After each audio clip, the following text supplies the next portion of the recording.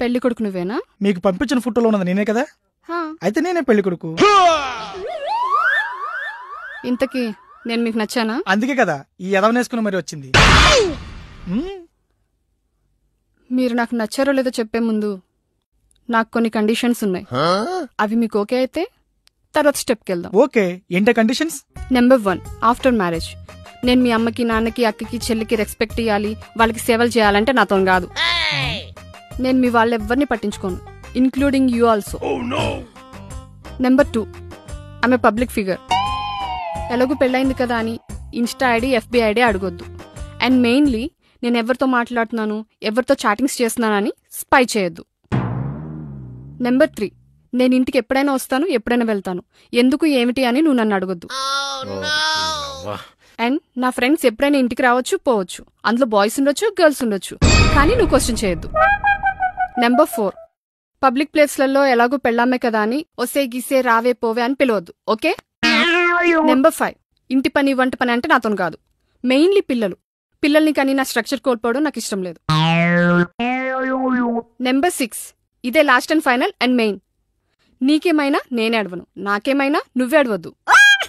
And గట్టిగా చెప్పాలంటే నువ్వు చచ్చిపోయినా నేను తెల్ల చీర కట్టుకుని ఏడవను, మల్లెపూలు పెట్టుకుని నచ్చినోడితో వెళ్ళిపోతా. ఎందుకలా మొహాలు చూసుకుంటున్నారు? నేను చెప్పిన దాంట్లో ఏమైనా తప్పుందా? నేను చెప్పిన కండిషన్స్ నీకు ఓకే అయితే నెక్స్ట్ స్టెప్కి వెళ్దాం.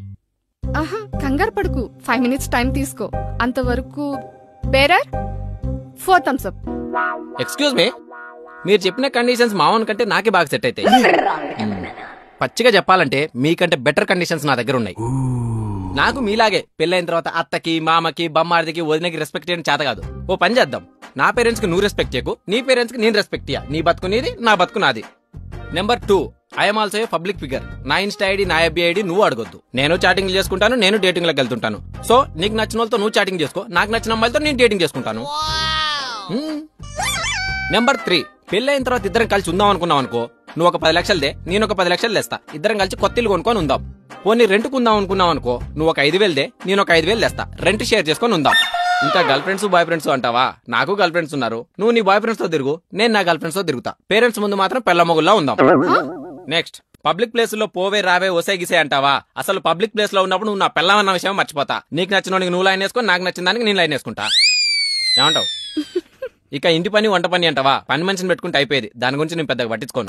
నెక్స్ట్, పిల్లల్ని ఇప్పుడు పోషించే శక్తి నాకు లేదు. నాకు చేతనైనప్పుడు 2 పిల్లల్ని దత్తత తెచ్చుకొని పెంచుకుంటా. నెంబర్ 6, ఇన్ని విషయాలు చెప్పిన తర్వాత నీకు అర్థమై ఉంటది నా గురించి నువ్వు పట్టించుకోవడానికి, నీ గురించి నేను పట్టించుకోవడానికి